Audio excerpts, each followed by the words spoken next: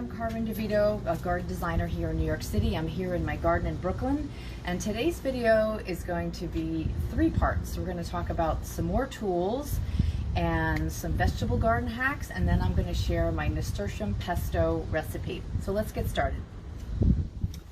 On the last video we talked about small hand tools. Now I'm going to talk about some of the bigger tools and other miscellaneous tools that I love. Everybody should have a shear, a garden shear. This I use a lot for trimming my shrubbery.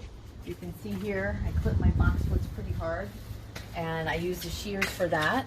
These are German made and they're pretty expensive, but you will literally have them for a lifetime.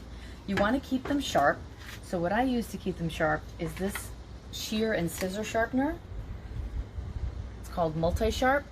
You have to mount it to a surface, either a wall or a countertop, and then all you do is you put your shear in here, and as you can see, it has to be kind of attached, and then you pull it in and out like this, and it keeps it nice and sharp. Otherwise you'll have to work a lot harder to sharpen things, to cut things I should say.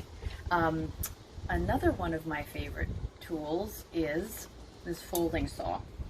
This one's Japanese, not too expensive. It's by ARS. It has, what I like about it, it has a locking mechanism here and a serrated blade. So you can cut dry or even green wood with it, and it's great. I love that it folds and it fits into your pocket or into your bag, and it's really, really easy. These can't be sharpened. You have to get new blades, but they're not very expensive. So this folding tree saw, this size, kind of on the smaller side, is perfect for the average person. Also in the area of sharpening, I like to keep my spades and some of my other gardening tools sharp. This attaches to your drill bit, and you can sharpen your axe, your spades, your hose, and it really makes gardening work a lot easier. So really, really easy. It's a rotary mower and tool sharp. You can use it on your lawnmower too. I don't have a lawnmower because I don't have a lawn, but I use it on my spades. Okay, now let's talk about these things here that I love. These are called tub trugs, and they are fantastic for use in the garden. As you can see, I use them a lot for weeding, collecting debris. They're super lightweight. They have handles. They come in a lot of different sizes. I even use them for watering and mixing up compost tea, because these smaller ones you can fill with water or fertilizer and just kind of water if you're too lazy to go get the watering can like I am sometimes. Another thing that I love are these pot feet. Now when you container garden, it's very important that the pots drain. Now you say there's a hole, so what's the big deal? Why do you need these? Well, when planters, especially plastic ones, are filled with soil, sometimes the hole gets plugged, or for other reasons the hole gets plugged. So I use these to raise up my planters to make sure that the pots drain, because you don't want plants sitting in water. So these are great. If you can't find these rubberized ones, then you can just get inexpensive shims, as you can see, and you also put them under, making sure not to cover the hole. So for a pot like this, I put 2 or 3 and I raise them up, and just that sort of 1/4 of an inch is enough. Another one that I love is this one. It's called the Down Under Plant Stand, and I use these mostly inside, but you can also use them outside. What's great about them is you can snap them to whatever size the planter bottom is. As you can see, you can cut them with strong shears, and they're pretty inobtrusive. I'd also like to say that some of you have just gotten into gardening, and it's like July and you don't know if you can still garden, and I say yes, you can. If you can find plants, you can still garden. It might be too late for seeds, and I'm going to show you 2 kinds of containers that I've used to put plants into. One is this fabric container here. Let me get this out of the way here. These are really lightweight, and they hold just the right amount of soil for a tomato plant or a collection of herbs or flowers and herbs, and they cost about $5. You can find them online anywhere, and they drain really well, and they're good for the root system, and I'm going to show you where I use them in my garden. Follow me. So here I'm using the fabric pots for my blueberry bushes and for my raspberry bushes. These are dwarf, and as you can see, it's a perfect size for them, and they're growing really, really well. Here's some blueberries already that are starting to ripen. They're really, really good. Now I'm going to show you an even less expensive pot. Not as pretty, but you can also use and find really readily. The other really inexpensive container that you can use, I wanted more tomato plants, and I didn't want to buy a bunch more containers, and I was out of room in the garden. 5-gallon bucket. It's the perfect size to grow 1 tomato plant. Here I have Cherokee purple tomatoes, and they're just starting to grow. Here, and they're doing fantastic. So if you want a little more space, you want something inexpensive, these cost like less than $5 at the home improvement store. Now while we're here at the tomato, I want to show you some tomato hacks, growing hacks that will help you keep your tomatoes healthy. Right now these look really good and green, but tomatoes are prone to tons of diseases and insect problems. So the first thing that I did was I planted it real deep, deeper than what it was in this little pot. Then what I did was I removed all the lower leaves. I'm going to continue to do that because it'll help prevent diseases that are soil borne.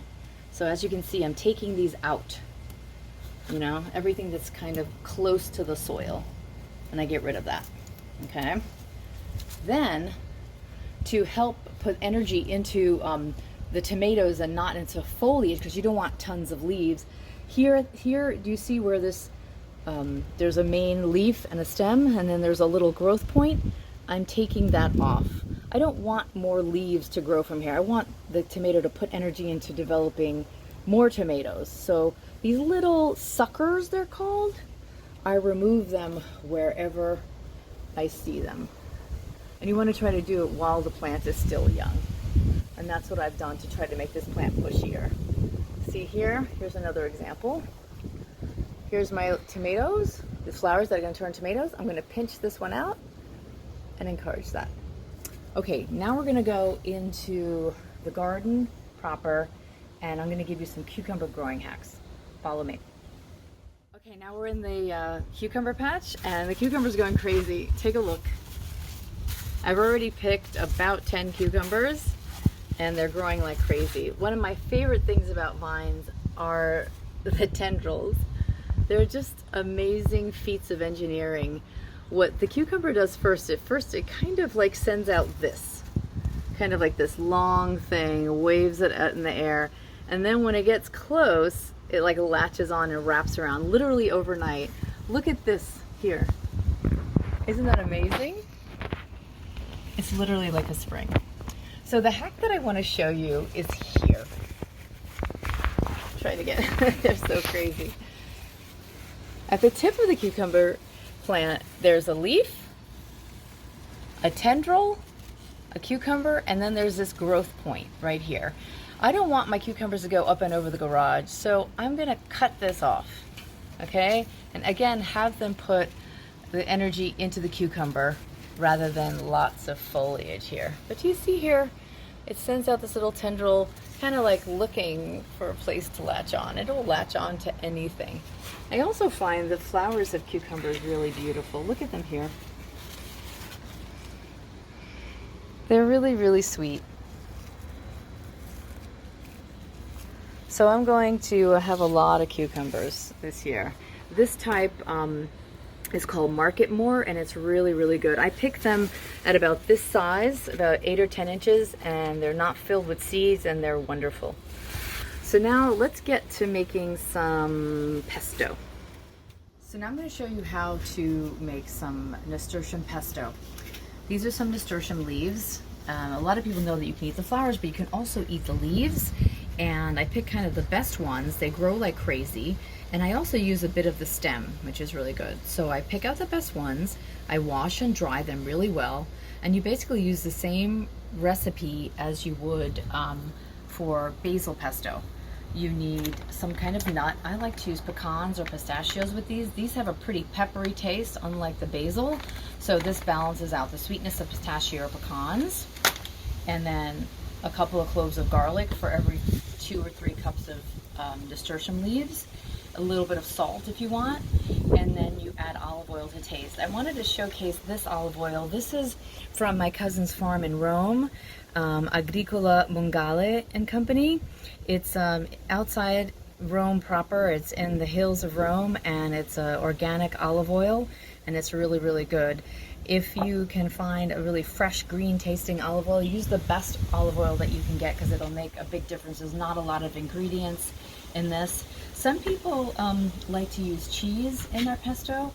I like to add mine later to the pasta or whatever ingredient or whatever sort of like product I'm going to use it on. It's up to you. And this is what the final product looks like. It's this beautiful bright green. I froze some of it because I made so much. It keeps really well. And then you can add it to steaks or to pasta or on falafel or whatever you want. Thanks for watching my video. You can follow me at DeVito. On the next video, we're going to talk about edible weeds such as this one, and pests in the garden, and summer watering tips. Stay safe and keep growing.